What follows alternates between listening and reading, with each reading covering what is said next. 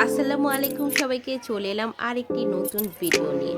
তো এই গরমে আপনাদের সবার কি অবস্থা?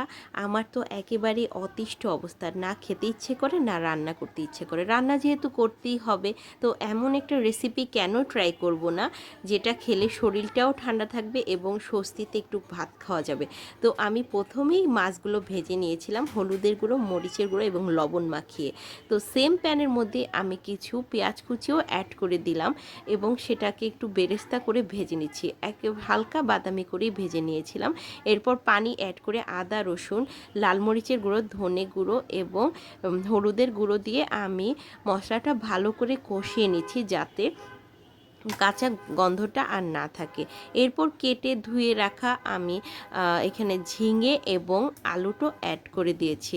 আপনারা চেষ্টা করবেন এই গরমের মধ্যে ঝিঙে, ধুন্দুল এবং লাউয়ের তরকারিটা বেশি খেতে, যাতে শরীরটা ঠান্ডা থাকে। এরপর আমি আমার ফ্রোজেন কিছু টমেটো, যেটা আমি আস্তই পলিতে করে ডিপে রেখে দিয়েছিলাম, আমার যখন লাগে আমি এখান থেকে বের করে আমি তরকারিতে দিয়ে নিই।